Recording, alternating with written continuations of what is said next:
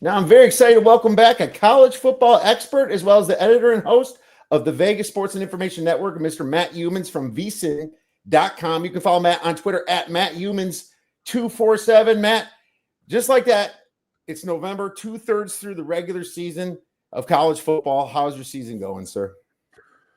Pretty good, not great. I would say the college part of it's going pretty well. NFL's been very inconsistent. I'm typically consistent in the NFL, but I do play a lot of dogs, and dogs have had kind of a rough ride on a few weeks recently. In fact, I'll just give you an example. I had 3 weeks previous to last week. I went 5-0, 4-1, and then 0-5.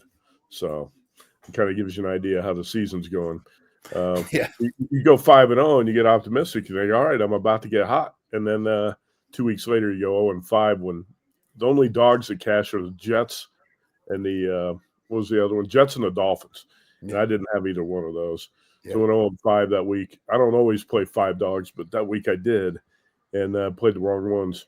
Anyway, still alive in Circus Survivor, doing okay in the contest. Ooh. But, it's got a few entries left in Survivor, but you never feel comfortable, man. I'm telling you, all you have to do is watch the Packers lose to the Panthers last week, and you know how tricky this Survivor contest could be.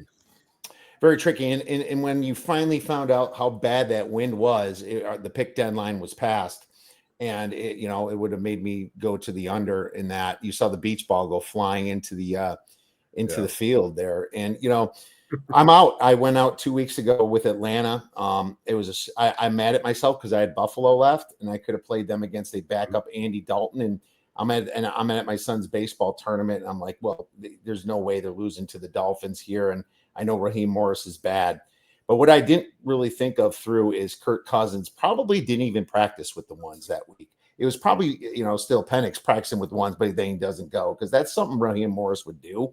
But that's what it looked like because Kirk Cousins was throwing the ball to where receivers weren't even cutting at, and I've ran enough about that, but you're right. You're never feeling completely comfortable. But at that point, I was past 75% to 80% of all entries were out, and I only came in with one, and it's tough. But the tougher thing for me this week is I didn't have the Packers left. I would have had to play the Rams, so I would have been sitting pretty with you, Matt, with a $10,000 value on each entry, but.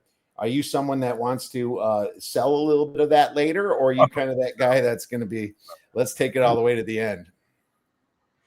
Not going to sell anything. You get in this contest to win it, not in there. And, if you don't have the money let's say if you're looking to sell your entry late in the season, you probably really didn't have much money, much of a bankroll to spend on contest entries in the first place. I mean, at one point, I look at it this way. You did a great job getting as far as you did with one Survivor entry. I think if you're going to win this contest, you got to have multiple entries. You got to have at least 3, if not 5 or more, probably team up with somebody and do what you can to get as many entries as possible. It's all about cashing at the end, but it's also about the prestige of winning the contest. And in order to cash at the end and win the contest, I think you've got to have multiple bullets. I know a guy who had one entry and he ran all the way to the end and he was one of the co-champs. But the same guy had 10 entries the next year and he was out by week 2. That big guy. Yeah. Chris Piper. Yeah, yes. Chris Piper was a guy. And that's always a story I like to tell people. But again, that's a Cinderella story when you have one entry and you get all the way through. And there are fewer entries in Survivor then than there are now. Don't forget, that's a big difference from 2020 to 2025. Because you're talking, 18,000 plus entries in Survivor now. So anyway, all I'll say about this, I'm not scolding you at all, but it's got to be hard to sleep at night when you pick the Falcons and you put your whole Survivor existence on that. I hate that team. I hate the coach, hate the quarterback. I don't care if it's Cousins or Penix. I hate that team. I will not put my Survivor existence riding on the Atlanta Falcons. I know sometimes you have to. You get deeper in this contest, you don't have a lot of choices. Like, the Falcons ought to be able to beat the Dolphins, right? I hate the Falcons. I do not want to use that team on any week. Yeah. I hate them too, but I thought they're one of the 20 I had to use, being that they're supposed to be mediocre. But you're right. I was got greedy, wanted the Bills for this week or another week, and that's how it was. And I was somewhat set up, but here's where I wasn't set up: Christmas week. Now you could start hedging at Christmas at least, but I didn't have Kansas City. I didn't have Denver because I wanted nothing to do with that game, and I can't stand Kansas City, and I don't want to lose or either way of that game. And I didn't have the Lions, and maybe the Vikings would be at home against the Lions again. I don't know.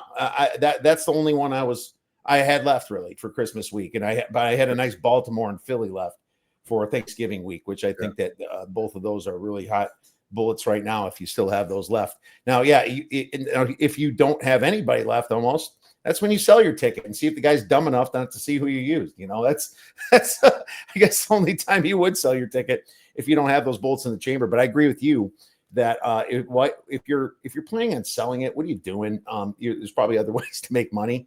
You're trying to win the big prize here at the end of the day. So don't want to. I still got the Eagles left for Thanksgiving. I saved them, and my whole strategy was if we get to Thanksgiving with the Eagles and get through that week, I'm going to feel like I'm in pretty good shape. I think the field's really going to be thin by the time we get to the end of that Thanksgiving weekend, but we'll see. I just got to survive this week first. You can never take anything for granted, man. And what's up to Andrew? Sorry you went out with the pack last week. Many other people have as well, especially when in other survivors. So World Series, you did okay there. I know you sent me a message. You were kind of on both sides in a way. Oh, yeah. I talked about this on Follow the Money show with Mitch and Paul before the World Series, is that I really thought the Blue Jays had a great shot to win it. And more than a puncher's chance, because I really liked their lineup, and I thought the Dodgers' starting rotation was due for some regression after dominating in the NLDS. Also, let's be honest, the job of a successful sports bettor is to see through the fan and media hype and find value in numbers. And I just thought the Dodgers were being overhyped. A lot of people, I watch the Dodgers almost every night. We get them on DirecTV here in Vegas, and the replays, are on that Dodgers channel 690 all night. I watch more Dodgers this year than any other team by far. I know how weak that bullpen is. I know how bad Dave Roberts is at handling the bullpen. Dodgers did a very smart thing in the playoffs by using all their starters out in the bullpen as well. So that helped patch up that hole that they had out there. But at the same time, I just felt like they were overhyped. And I'm also a Yankees fan. I've watched the Blue Jays beat the Yankees' ass the entire year. So I know they're legit. So anyway, I put Blue Jays, I bet them at plus 200 at Circa. I drive out to South Point that night, and they're plus 220 at South Point, so I bet it again. But I decided, you know what, I think this is going to be a deep series going 6 or 7. I'm just going to hedge my position a little bit. Dodgers were plus 350 to win in 6 and 5-1 odds to win in 7. I didn't want the 350. I said, let's go 7. I'll be in a great spot. So I took Dodgers at 5-1 and 7. And I was able to sit back and enjoy Game 7 and turn a profit either way. What an epic Game 7 that was. I'm not saying that's the best World Series I've ever seen, because when I was a little kid, the first baseball I ever really remember watching is that Red Sox World Series in 1975. And I know ESPN ranked all the World Series. Somebody did a column on this over the summer, I think, and ranked that one number 1. 1986, I would say the Red Sox Mets. 2001 was a great World Series. 2016 for the Cubs. I mean, there's a bunch of others. I'm not going to say this is the best World Series. Actually, that 1975 World Series, I think 5 of the games were decided by 1 run, 5 of the 7. Right. But that might be the best Game 7 I've seen. I mean, it might be. I don't know. I don't want to be prisoner of the moment and get into hyperbole and all those things. But awesome. Just an awesome World Series.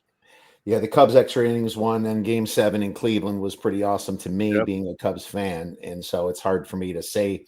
I was just completely invested in it, even though I didn't have money on it. I enjoyed the hell out of it. It was fun.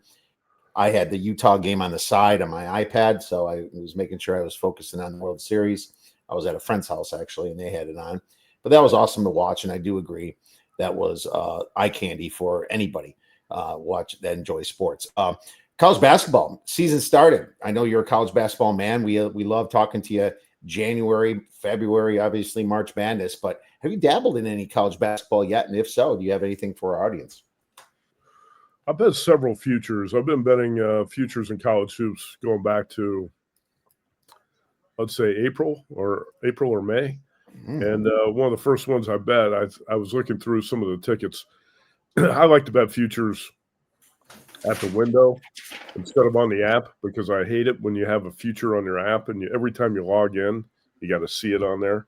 Yeah. And you log into these apps every day. So I don't want to see that bet every day for 9 months or 10 months when I'm logging in. So I actually bet, most times I bet the futures on tickets, or I keep them in a box in my office. Anyway, the first one I bet was Kentucky, and it was, I think, the very end of April. I got Kentucky, I think, at a 20-1, 18 or 20-1, something like that. But I'll tell you 3 teams I really like right now. One is Kentucky. One is Michigan. I got Michigan, I think, at 22-1, going back some point in May or June. Kentucky, Michigan, and St. John's was one of the first ones I bet as well. I like those 3 a lot. Kentucky, Michigan, and St. John's. I got all in that 20-1 neighborhood. You can still find very similar numbers set out there in the market now. Maybe not quite as good, but very close. Those 3 teams are dangerous and well coached. You know, when you look at teams that you want to bet on in terms of futures, you don't want to bet on teams like the Atlanta Falcons that are coached by Raheem Morris. You want to bet on teams that are really well coached. Guys who are, Rick Pitino at St. John's, Dusty May at Michigan, Mark Pope at Kentucky, even Dan Hurley at UConn. I've got a UConn ticket as well. But when it comes to college hoops, I think coaches are the most important. You got to bet on really good coaches, and those teams are stacked with talent. They got the coaching. So I'll give you one team that's kind of a Big Ten guy like me. I'll give you a team that's a real sleeper in the Big Ten. A lot of people are going to say Washington, and I do like Washington, but watch out for Iowa. Ben McCollum, the new coach from Drake, is outstanding.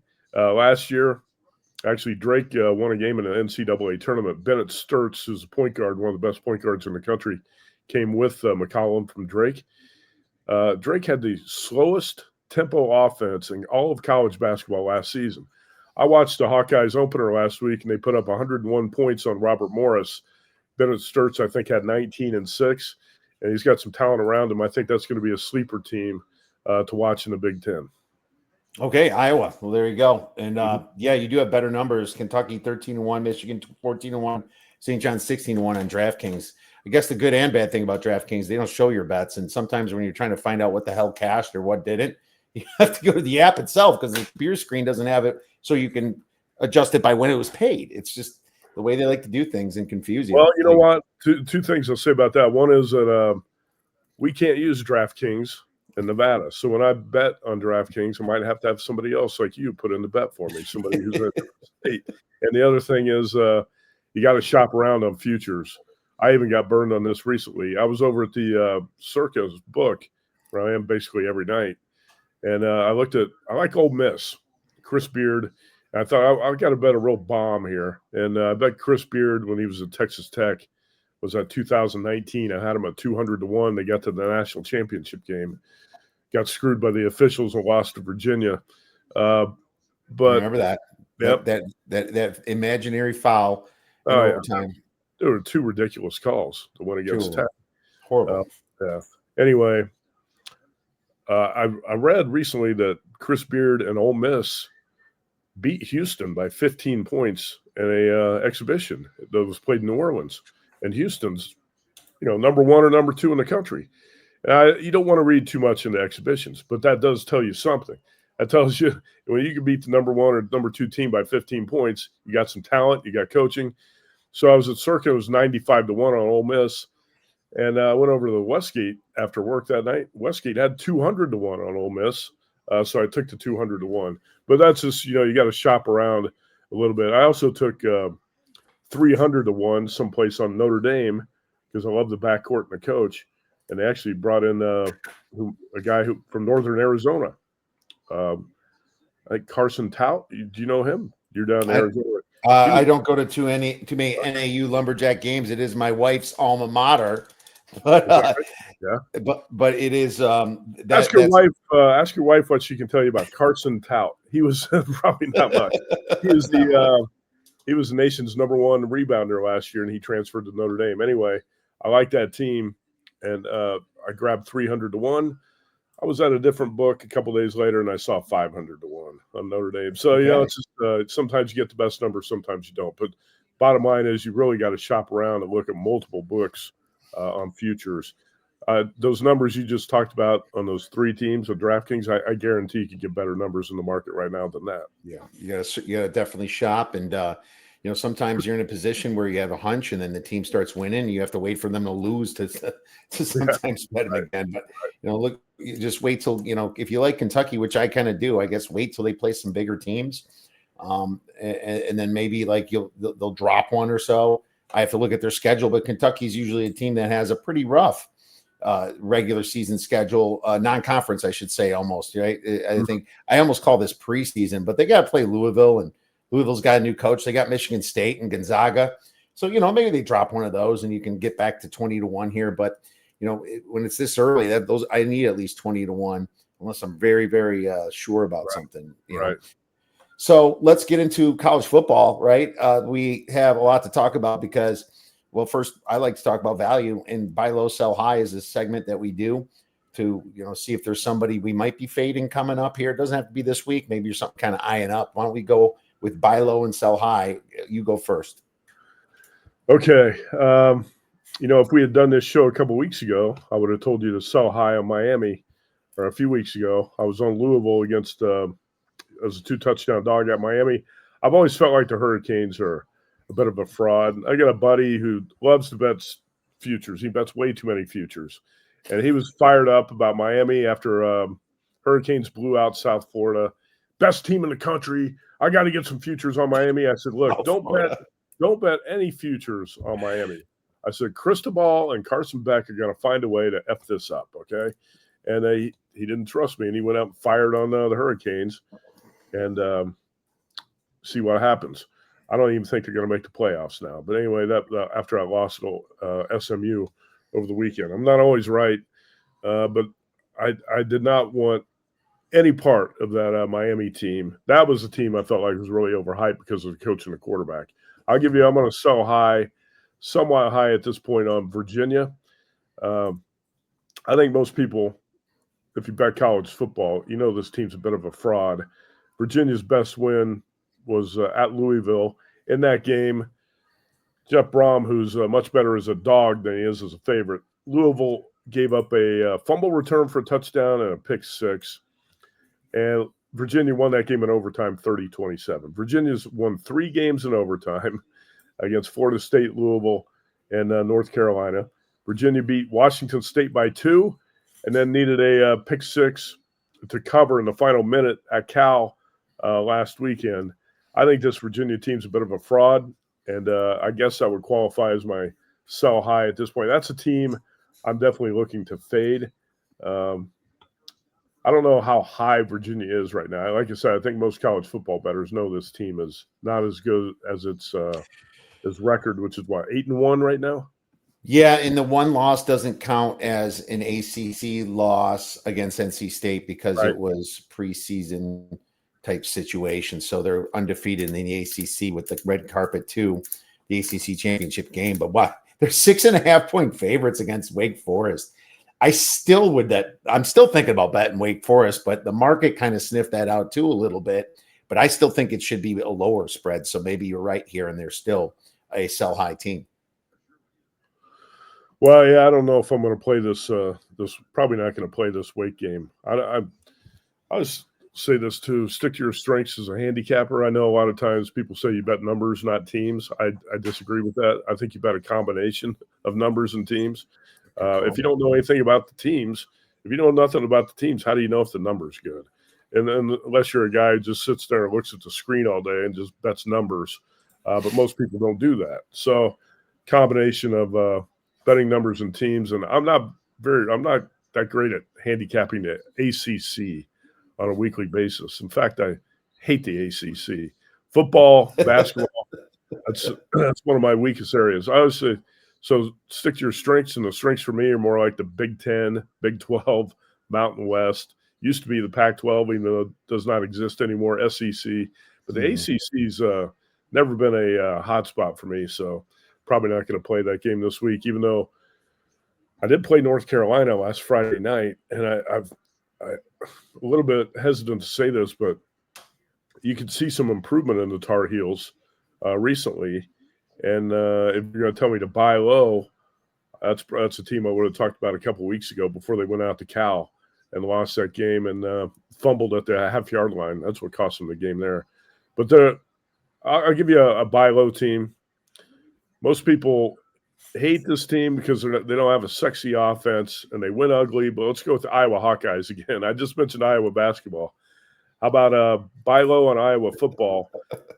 And let's do it before the Oregon game. I'm trying to find Kiev, I'm looking right now. I don't know if there's a 7 out there on the screen. I know there was briefly a 7 on this Oregon-Iowa game. I see 6.5 at the Westgate. Let me look at my screen here. 6.5 at DraftKings. I don't see a 7 out there. I'm hoping to get a 7 on Iowa before the weekend. If you go back to September 27th, the Hawkeyes had Indiana on the ropes, and they let the Hoosiers off the hook. That was a classic Kirk Ferentz game where all Iowa needed was one more first down. They had 2nd and 4. And if you get one more first down, you're in field goal range. You can run the clock down, kick a field goal, win the game. And you could see Kurt Signetti sweating on the other sideline. He was sweating. He knew that they were up against it. What did Iowa do on 2nd and 3rd down? Ran the ball right up the middle for no gain, and then attempted a field goal and missed it. And then Indiana gets the winning score and wins that 20-15. But this Iowa team's legit. I know most people don't like it because, like I said, it's not a sexy offense or anything like that. You got Mark Gronowski at quarterback, and in the Penn State game a couple weeks ago, he passed for 68 yards, right? But he also ran for 130. Right. So I think if you look at the Oregon schedule to this point, the Penn State win, yeah, I give them credit for that. I say it's not as impressive now as it was then, but it's still a pretty good win going into Happy Valley when Drew Aller was healthy and Penn State still had national championship aspirations. That was a really good win. Otherwise, the Ducks got bullied. They got pushed around at home by Indiana. I think they've had a lot of soft spots on the schedule. And when you go to Iowa, this is just a different style of football. They get you in the pig pen, and they're going to roll around in the mud and make it ugly. And I think this Iowa team is going to be dangerous this week. So if you buy on Iowa now, I think that's probably the right time to do it. But I would like to get 7. That's not going to be a play for me today because 6.5 is the best number in the market. So my sell high team is San Diego State. Okay. They're running through the bad teams in the Mountain West. And I like what Sean Lewis is doing over there. Don't get me wrong. Sure. It's fantastic. But, dude, you look at the offenses they faced, the worst in the league, and it's skewing their defensive EPA stats. Right. We'll get to that game. I know you picked it. I have a feeling I know what your side you might be on. But, man, I just think that these stats are massively exaggerated for the Aztecs here. And I do like the Aztecs. They've won some money for me, but we'll get to that game coming up. So I'm going to sell high on San Diego State. I don't have a buy low in this case, but we agree a lot of times. I'm not sure if I agree with this game with you against Oregon because, and I took 5.5. All right. So I laid it with 5.5 with Oregon, but I just feel like you almost said it yourself with the coach there and Ferentz running right up the middle. I think that game was just Indiana's real first road game, you know, and they got through it, and maybe they shouldn't have got through it. But every game, even Georgia should have lost maybe to Auburn. You know, there's not every great team doesn't have any hiccups, and I feel like that might have been Indiana's hiccups. But when you look at the Ducks, they have just a massive net yards per play advantage at plus 3.31, and Iowa 1.14, and that is very solid. But I just look at the coaching difference here, and I really think that Kirk Ferentz is going to be outcoached against a pissed-off Danny Lanning that's not getting talked about now. Everyone's forgetting Oregon. Right. Oregon is not where they were last week. I think this could be a scary situation where it wouldn't shock me if there is margin in double digits on this game when you have the Ducks coming in 14th in defensive success rate. I don't see how Iowa's going to score against this team. They're 108. See, here's the problem with Iowa: 118th in offensive passing success rate. If they get behind, they're not a good team coming from behind. They're a lot better at the lead. So, I mean, my handicap disagrees. I rarely disagree with you, man, but I like Oregon at -6, but I also need a 6. You know, it's starting to creep back up to 7. So I think if you get to, I think it will get 7. I think some indicators are saying that. And then in that case, it's a stay off for me. I don't blame you. I mean, as I said, Iowa's a tough sell. People don't like the Hawkeyes. They're ugly. I'm not a big fan either. But I got a feeling this is going to be a tougher game for the Ducks than a lot of people think. And I love Dan Lanning. I think he's a rising coaching star. And it's one of those contrasting styles matchups where Oregon's got speed all over the field and the Hawkeyes really don't. That's why they want to make it a mud wrestling match. But I wouldn't shock me if Oregon rolls in there and wins. You asked me for a buy low, and that's all I could come up with. I at this point, I feel like most of the buy low and sell high teams have bypassed us at this point in the season. There's not too many secrets left, I don't think, at this point. I didn't even have one. I didn't even have a buy low. So you're right. It's tough to find a buy low. But, you know, yeah, you're right. I think if they ugly the game up, yeah, absolutely, this is a live dog here. And I'm a dog better at heart. It's just one of those situations where I'm going to like look at myself in the mirror. If Oregon, I could have got a 5.5 with Oregon against a kind of that meddling Big Ten team, you know, in this situation. So I'm going to pay to see if I'm right or wrong. But that, you know, that's just my thoughts on this one. But you're looking at another game here with Indiana. You know, Indiana's just attractive either to bet on them or bet against them every week. But here they are laying over 2 touchdowns. It's 15.5, right? And I think that's kind of consensus. You know, it's kind of in nowhere land between the 14 and the 17. And they're hosting a big name in Penn State who has been kind of disrespected, but they still have something to play for. They still can get to a bowl game. I don't know. I didn't bet this game. I've been staring at it. I'm waiting for the market to make a decision. But Matt, where are you at on this game? Well, Penn State's actually the home dog here. So when was the last time Penn State was getting 15.5 at home? I was going to have to call Andy Iskoe or Bruce Marshall or somebody who's got those point spread logs to go way back. I can't remember the last time Penn State was this big of a home dog. I mean, I can't either. We had to go back before Joe Paterno? I don't know. I know Paterno had a couple of lean years towards the end, but I don't remember Penn State being a dog like this. Anyway, that point aside, I feel like the point spreads are getting inflated on Indiana. And I'll tell you this for sure, this is the last time this season I'm going to look to bet against Indiana because I think this Hoosiers team can win the whole thing.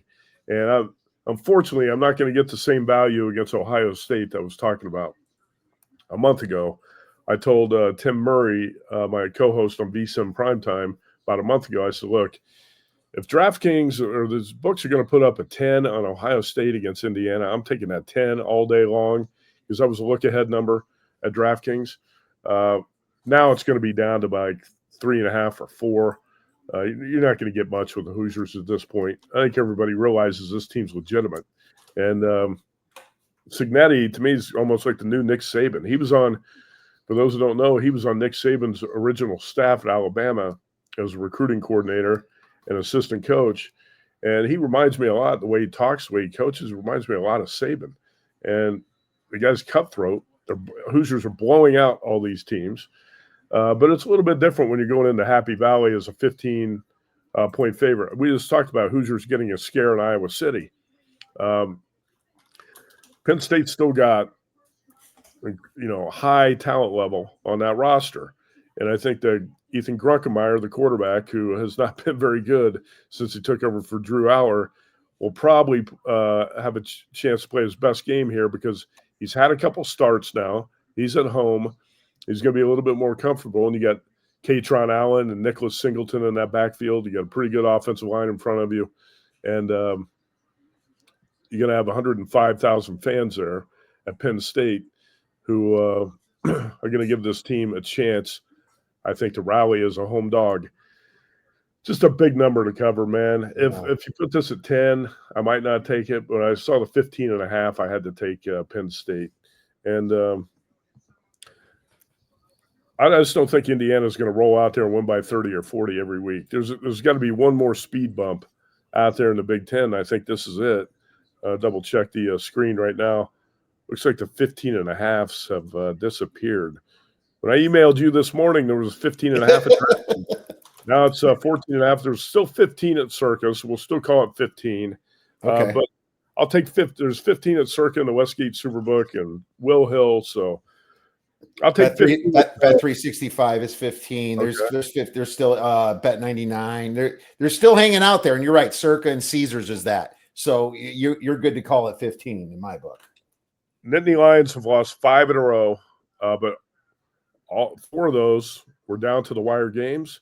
And the 5th one last week at Ohio State, they were down 17-14 at halftime. And right in the game, obviously lost control of the wheel in the second half. But I'll take 15 with Penn State. I'm not going to look to bet against Kirk Cignetti after this. I'm probably going to be on the Hoosiers, taking points, 3.5 or whatever I can get with Indiana in the Big Ten championship game. And absolutely, my numbers do not come up to 15 on this. I think I have Penn State losing by 13 points here, and they're lucky it's not a whiteout game. I think that would definitely even make me more attracted to that. So I'm with you. I think I might have a little something on Penn State, at least in the first half, kind of see if Indiana comes off a little groggy. If you remember last year, Indiana kind of slowed down after that Michigan second half. Yeah, Michigan kind of came back, and then they just kind of just chopped their way through until they finally played a terrible Purdue team. So that's interesting. Andrew Clark, Bill O'Brien was there, and I guess the next year they were 13.5 dogs to Ohio State. Well, the year Bill O'Brien was there, and I just pulled this up, they lost to Ohio State 64-10. So that was Bill O'Brien's probably a death blow that year back in 2013. No, that's a good point. Actually, Bill O'Brien did a pretty good job of stabilizing that program. I kind of forgot. I remember how chaotic it was at Penn State after the Jerry Sandusky fallout and the Paterno statue coming down and the whole program kind of falling apart there for a couple of years. So, that's true. Yeah, it was really bad then, and he kind of did stabilize it, but he didn't do good enough. And then they brought in James Franklin, of course. So the rest is history. I'm with you. There's still a lot of talent on this Penn State team, and they're going to take offense to it. They just played Ohio State tough last week. Ohio State got some bounces their way, let's say, but this is probably a great spot to get on a home dog like Penn State. So I'm with you on that one. Let's move into the next game. We have Kansas versus Arizona. I picked this one. Arizona's -4.5, total 56.5. This is an underrated game in the desert, in my opinion. There's a lot of people that saw the Wildcats blow the doors off the Buffaloes last weekend. And I'll admit, I was on the wrong side there, Matt. I thought that, Colorado would be embarrassed enough and, try to put up a little bit of fight. Well, the truth is that everyone says that they've completely given up, and maybe they have a little bit. But I also saw some fight, and the players just get schooled by the Arizona Wildcats and Fafita. I feel like this is kind of like the Cats from 2 or 3 years ago with T-Mac, kind of coming back a little bit. There's a lot of talent on this team. And the Jayhawks had some opportunities this year, but every time the Jayhawks stepped up in class, they lose by double digits every single time. Both offenses are pretty solid in this game, but the defense – I was really surprised to see their defense. The Cats ranked 21st in defensive success rate, 12th in defensive EPA. They have a strength of schedule that's with Kansas's. They only allow 4.37 yards per play, ranking 8th in the nation. They have a net 1.69 yards per play. Kansas only has 0.39. I think the Cats, after that bye, they're just getting better. I'm going to lay 4.5 with the Cats here at home against Kansas. I know that, I used to hate Brett Brennan, and I just feel like somehow he's and I was on Lance Leopold a lot, but this is a situation where I think this Cats team and Fafita is trying to get in the NFL. I'm laying it with the Cats, man. 4.5. I know this number came down, but this is where I kind of buy in. Did you say Fafita is trying to get in the NFL or the CFL? Well, it doesn't matter where he's trying to get and what's going to happen, but he's putting an effort out there, and I do appreciate that. I think Noah Fafita is like a legit 5'8". And he's not Kyler Murray. I don't think he's getting to the NFL. He's not going to be a number 1 draft pick like Kyler Murray, that's for sure. I know he's listed at 5'10", but I don't think he's that tall. I like him a lot as a college quarterback, but yeah, you know what? I don't disagree with that play. And you made a funny comment there because Brent Brennan for a while was a hot name, and everybody thought he was a rising star as a coach. Man, that guy makes some really dumbass game management, clock management decisions. So yeah, I don't like Brennan like I used to.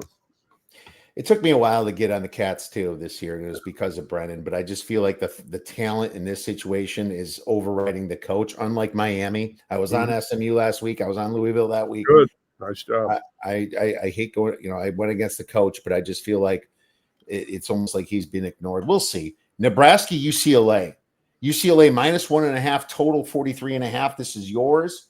And Nebraska with the massive Raiola injury. As we all know, this spread kind of went from them being favorites of 4.5. If you look way ahead, they were favorites by more, like 6 or 7, all the way to UCLA minus 1.5 right now at home.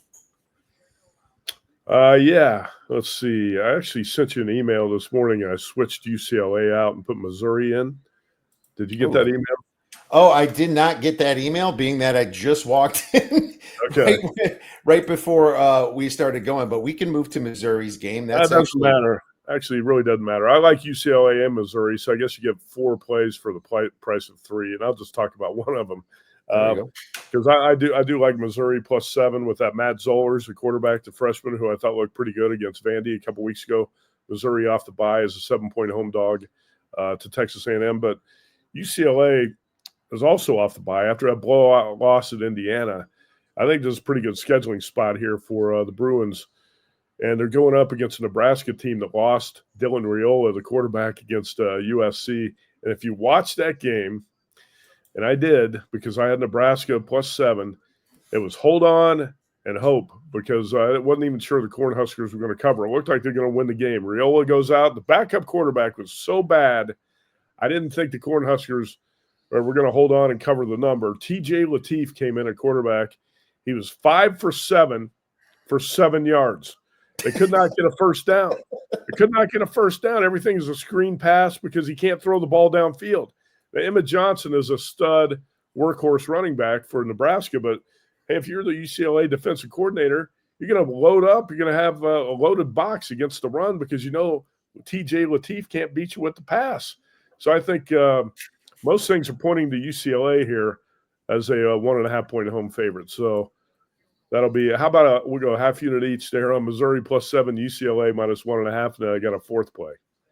I'm dying to see the Missouri, that with a 3rd string quarterback, and that's going to be such an interesting game. I thought I first looked and thought A&M myself, but you like the dog at 7. I'm mostly a dog player. I love home dogs in college football, and I think Texas A&M's another one of those teams played a bunch of high-profile, tough games, week after week, and I got to think they're going to have to either sweat this one out or get upset on the road here at Missouri. But hey, this Missouri defense is legit too. If you watched the Missouri-Vandy game, Missouri probably should have won that game in Nashville a couple weeks ago. And really, the Tigers outplayed the Commodores most of the way. A couple big plays went Vandy's way. A big call went Vandy's way. And they ended up winning that game. Let's say, was it 23? Yeah, 23. No, 17-10. 17-10 was that score. But this Missouri defense is legit. So, anyway, home dog week, Penn State, Missouri. We'll go short home favorite UCLA, and I got one more home dog for you coming up. What's your next? My next one is LSU versus Alabama. I wrote 10.5. It looks like it's mostly 10s. I think I wrote it yesterday. That's why. I'm probably going to have to call it a 10. I would rather have people wait to bet this because I want a 10.5. And ESPN bet's got the minus 120. It's starting to come back in a few of them. Hard Rock plus 10.5 minus 115. That's the best you're going to get. So I like LSU, and I'm betting the coach fired spot, and it doesn't work every time. But I just look at the talent discrepancy on these teams.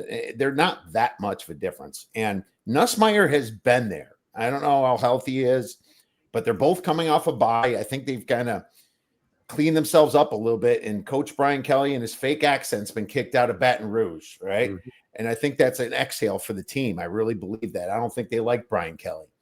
I feel that Alabama's been fortunate, man. Lots of shenanigans in that Tennessee and South Carolina games. You know what's funny? You look at the strength of schedule. They're both top 6. One's 4 and one's 6 on Sagarin. And then the net yards per play, LSU's at 0.55. Alabama's only at 0.8. This is not that much of a difference to me. And, Alabama has not been all impressive to me. I think the coach fire bump's great. I'd rather have 10.5. I'll call it a 10 for this show. I'm taking LSU. I think this is the most exciting game of the weekend. And this team's going to give it their all now that Brian Kelly is gone, and they can pass the blame on him when they make a run at beating Alabama. I can see it. That's been a really strong angle, by the way. The first game after a coach gets fired, coaching change. I was on Florida last week with that. And lots to talk about with that game, but Florida was the right side almost the entire way. So, yeah, I don't disagree. And I do think the players probably hated Brian Kelly. Hate's a strong word, but it's probably true. Brian Kelly and his family are now gone, headed out of Baton Rouge. And I think that's going to be a good thing for LSU. I didn't play that game personally. I got a couple guys I know are really sharp with college football say Alabama big. They love Alabama. And I just told you I don't play big favorites. Very rarely do I play big favorites. I've played a few this year, but probably not going to play that game. Yeah, I don't see how – I don't know what they're looking at because I'm looking at the stats even, and it's not screaming that, 0.25 net yard per play difference here. The spread should be 6. It should not be a 10.5 in my opinion. Obviously, everything's price dependent. If the spread's 5, I like Alabama. It's just not it's not lining up with my numbers. I like LSU. But let's go to the west side here to the time zone change. Now, I know that Hawaii is one of the other smart states that doesn't do daylight saving time. Down here, we wonder what the hell you guys are doing. Now I'm stuck in mountain time for about 4 months. But here we are, Hawaii +7 against San Diego State, total 50.5. I think you kind of know where I was getting at with my sell high team. What is your handicap on this game? Yeah, you made some of the points that I was going to make talking about the San Diego State defense. Now, over the, last 3 games in Mountain West play, San Diego State's allowed a total of 17 points. And if you watch this team recently, you're like, wow, where'd this come from? Because Aztecs did not look very good, especially in that blowout loss at Washington State early in September. But since then, they beat Cal 34-0, beat Northern Illinois on the road 6-3, beat Colorado State, then went to Reno, beat Nevada 44-10, went to Fresno, won 23-0, and beat Wyoming 24-7. But you made the point, and I couldn't agree more. What do those teams have in common? Some of the worst teams in the Mountain West. And so you can't get blown away by the numbers sometimes. You got to look at who the competition is. And Jaden Denegal, the quarterback for San Diego State, he's mediocre. He can make a few plays, but he's not going to light it up. Lucky Sutton is the guy who's most important to that San Diego State offense. This kind of reminds me of the old Rocky Long era Aztecs teams. Yeah. One with a really good defense, a great running back, and had a below-average quarterback or subpar quarterback. Lucky Sutton is not Marshall Faulk or Rashad Penny or somebody like that, but he's a pretty good back. Over the last 4 games, he's averaged 22 carries and 121 yards per game. Hawaii defense is suspect against the run, so I think that's where the Aztecs are going to have their success. But I want to see the San Diego State defense step up and stop Micah Alahado and the Hawaii offense. I've got to see it to believe it.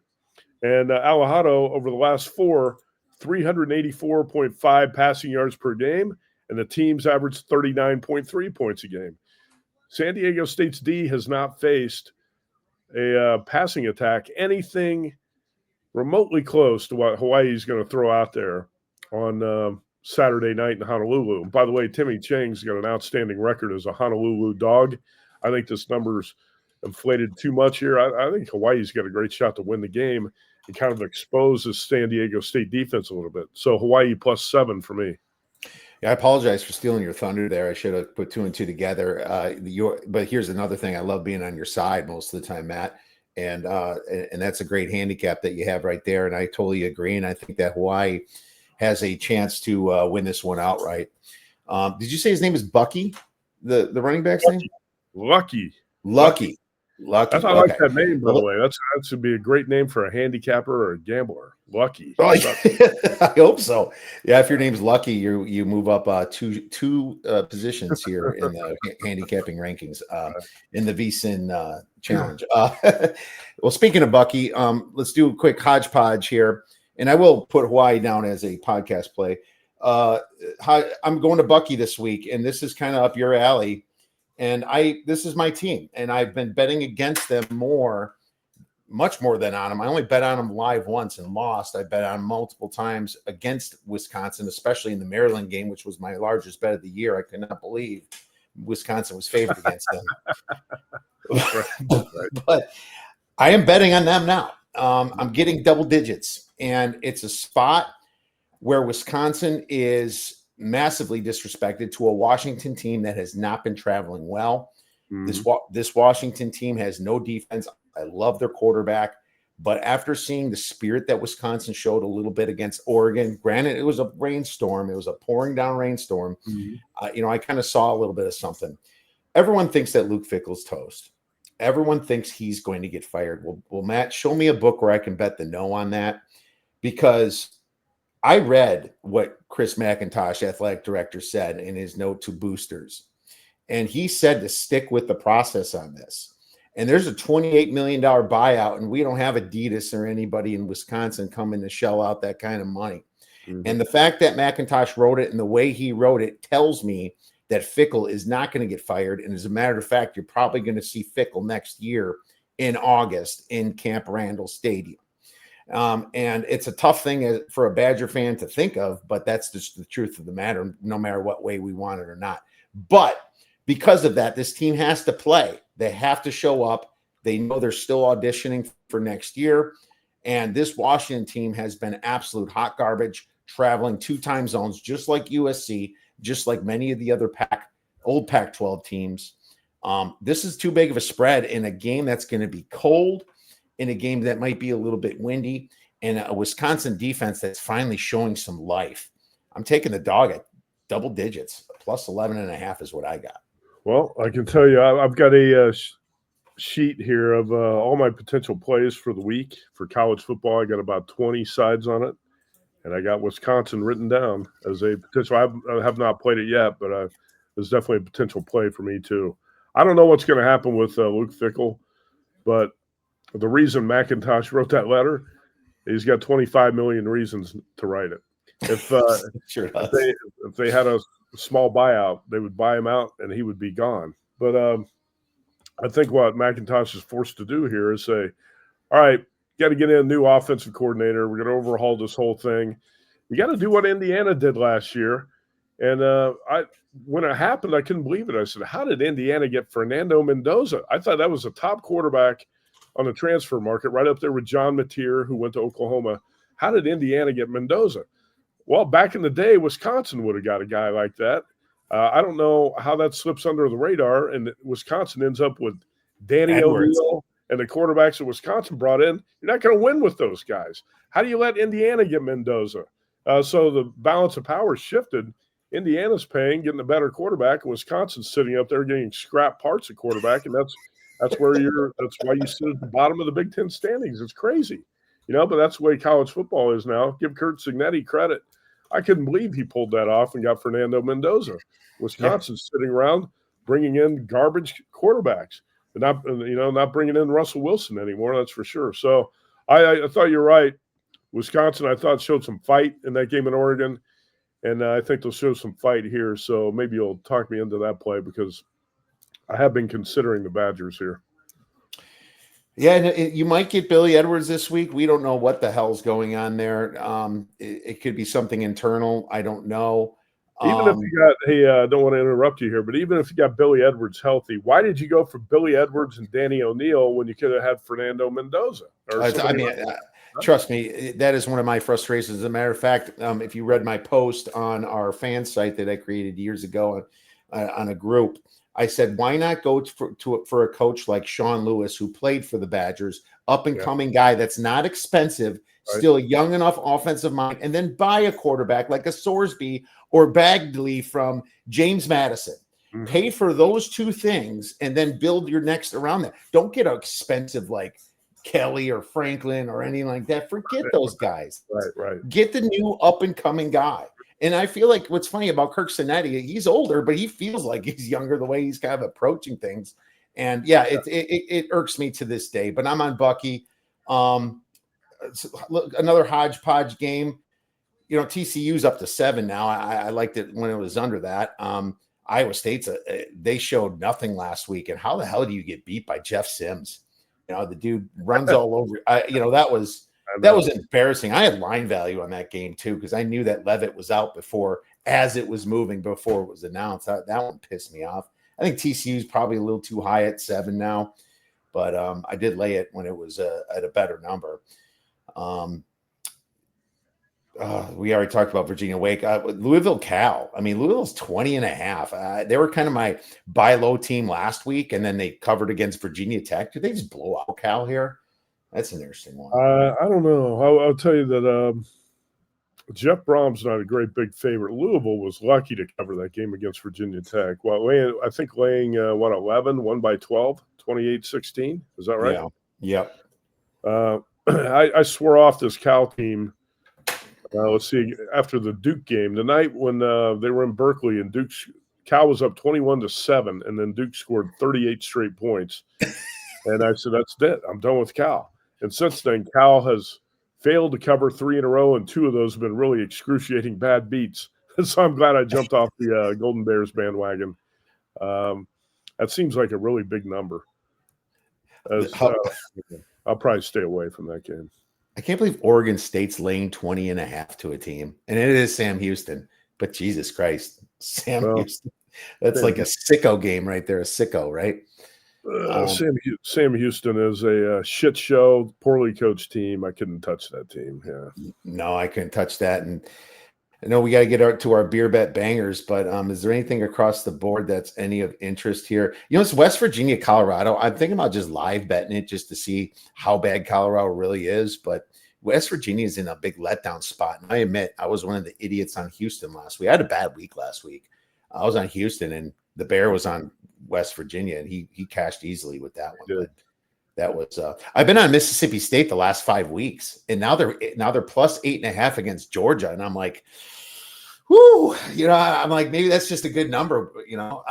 It's another one that's irking me a little. I've been on Mississippi State a couple times as a home dog. More cowbell, right, against Arizona State and against Texas, and I got there both times. I don't want to press my luck here. And one thing I don't know. I say this not 100% seriously, but I'm concerned about the Georgia favoritism from the SEC officials in the replay booth. You bet against Georgia. There's a third team on the field, and the third team is definitely out there to help the Bulldogs get into the win column into the college football playoff.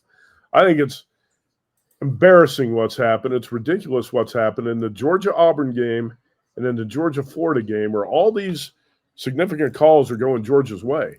And, there should be some sort of an investigation on what's going on with this SEC officiating crew in the replay booth, because that stuff can't happen. You hear all the time about the integrity of the games and how gambling threatens the integrity of the games. Corrupt officiating threatens the integrity of the games as much as anything. And nobody who watched Georgia Auburn or Georgia Florida can say that the officiating did not dramatically favor Georgia in those games. And if you think something's amiss, I'm not going to disagree with you. Something's not on the level there.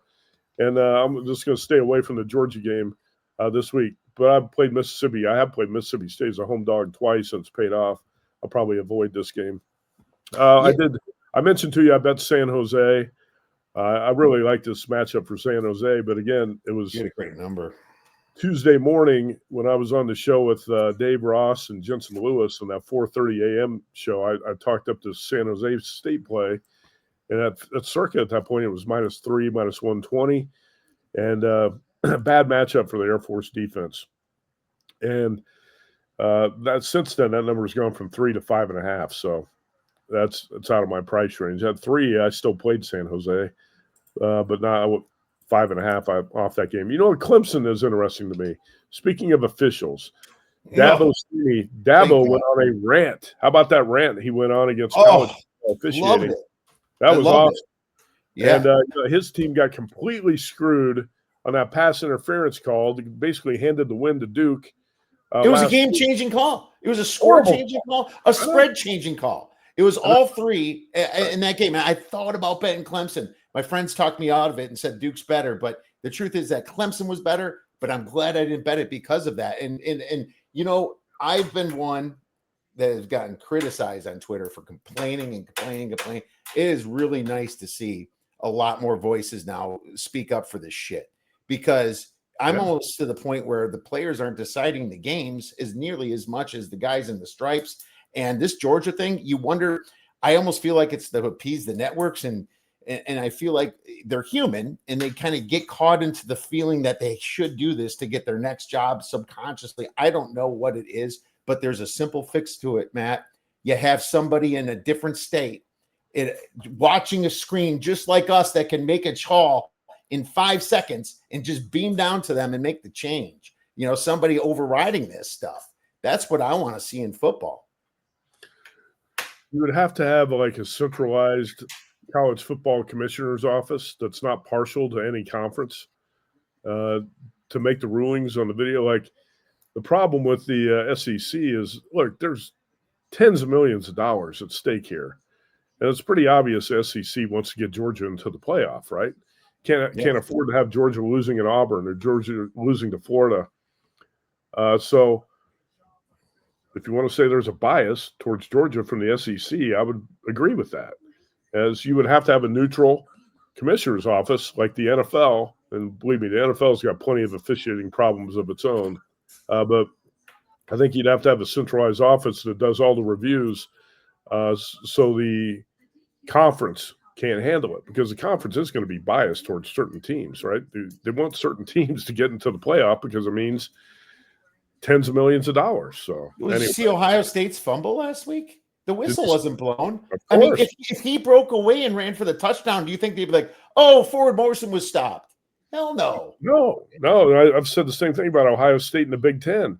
You know, last week, Caleb Downs gets called for targeting. That was the definition of targeting. That took the Penn State receiver's head off on a direct missile strike, and then they reversed the targeting call. We don't want to take Ohio State's best player off the field. So yeah, there's a lot of that stuff that goes on. I think Dabo's rant was great because there's just not enough accountability with the officiating that goes on, and there is some bias in these conferences. There's no question about it.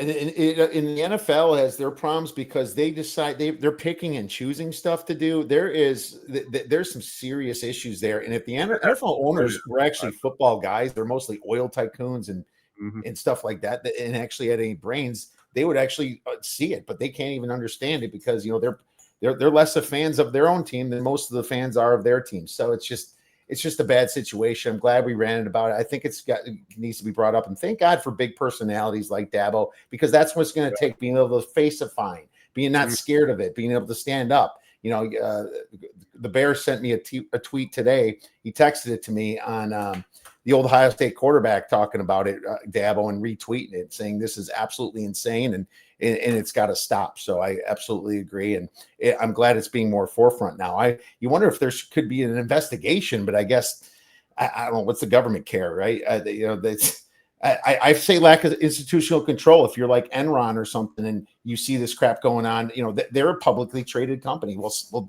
people bet on this stuff. It's a market. You know, there's a massive lack of institutional control here, and that's what they need to be, you know, come down on. All right, rant over. I was going to say we're going to go down a rabbit hole here because I'm not going to do it, but FBI, the government, cares more about poker games and NBA props and busting, grandstanding and making big busts and grandstanding.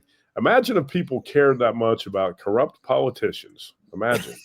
Imagine that. We'll end it at that. But here's a beer bet banger. And I got one that is a lot similar to your World Series bet, Matt. Before Indiana went to Oregon, and I was on Indiana that game, I bet on a beer bet banger here. I forgot who the guest was. Mendoza 14-1 to win the Heisman. Nice. Like it. I wish it was a bigger than a beer bet banger, but anyways, 14-1. But here's the deal. I believe that Ohio State, Indiana Big Ten championship game is for the Heisman Trophy itself. And I'm going to now bet saying the only thing I can get is plus 175, but I'm actually doing that as my beer bet just so I can do the same thing as you, kick back, not have a side in that game, not have to worry about what the refs are doing to my bet. I'm just going to have either Saying and Heisman winning, and it's going to be a bigger bet on Saying because I have 14-1 on Mendoza. Or if Mendoza wins, I think one of these two are going to be the Heisman. So that's my beer bet banger. Well, that's a smart hedge because, and it's a 3-horse race. Ty Simpson's got a shot too. But so I'm going with, since I've not been on with you for a while, I've talked about this. Fernando Mendoza to win the Heisman, and plus 240 is still out there at DraftKings. Nice. That's still a pretty good number on a guy I think should be the favorite. And who's going to win it? Right now, if you compare the numbers of the 3 quarterbacks in the race, Mendoza, Simpson, and Saying, very comparable numbers across the board for all 3. Passing yards about the same. Touchdowns, interceptions, relatively the same. One difference is that Mendoza has 220 rushing yards and 4 touchdowns. Simpson's barely run at all, 2 rushing TDs. Saying does not run at all. He's got no rushing TDs. Mendoza's basically got the best numbers, I think, across the board. He's got 29 total touchdowns. Simpson has 22. Saying has 23. Mendoza is going to be playing for a 12-0 team in the Big Ten title game. Now, if the Hoosiers slip up against Penn State this weekend, we're shot on this. But again, I don't think that's going to happen. And also, I believe Kurt Signetti is going to have Mendoza run up huge numbers against Purdue in the last game. That Purdue pass defense stinks, and I think he's going to run up some big numbers in that last game to try to help him get the Heisman, put him over the top. The Big Ten title game could be for the Heisman. But again, I think Ohio State's – well, I know Ohio State's winning more because of its defense than it is because of Julian Sand. And I agree. You have 2 freshman quarterbacks here, and Ty Simpson and Sand, and you got a veteran quarterback in Mendoza. I think Mendoza's going to get it. He's going to have a big game against Purdue to finish it, and in a Big Ten championship game, who knows? Ohio State might win that game, but it might be because of Ohio State's defense, not because of Saying outplaying Mendoza. It's hard to say. You're in a great position there because you got an awesome number on Mendoza. But I would still take the 240, and I have bet this, and I think he's going to win it. I think he's got the best numbers now, and I believe Mendoza is going to win the Heisman. Well, I'm with you completely. And Saying number 1 in QBR, Mendoza number 3, and that's just the QBR stat. If you look at yards and things like that, really favors Mendoza. If you look at Ty Simpson, he's only 12th down there, so it would take a dramatic finish for him to be mentioned. Gunnar Stockton kind of hanging out there. But yeah, I just, like you said, I like Mendoza better, but I'm doing this as a hedge with Julian Sand right here. So thank you for that. I forgot to mention Andrew Clark's also said SEC refs did not like Hugh Freeze. I think that was very true when you saw a little bit of that Georgia game as well. That's awesome stuff. We always go long, Matt. Really appreciate your insights. Could you let our listeners know where they can get your wonderful information in place? Well, we got a lot of people at the network who are really good, worth following. VSIN.com. VSIN.com is our website. Our VSIN Live on Twitter was 24/7 TV, radio, betting networks. You can find us all over the place. YouTube TV, Sirius XM Radio. And we got to get you on to talk college football very soon. All right. Well, I look forward to it, and always available. And Bobby, only Hugh's mama likes Hughes. That might be true. And it also might be true for Brian Kelly. So once again, Matt, we'll be tweeting. Thanks again. Okay, you bet. Thanks.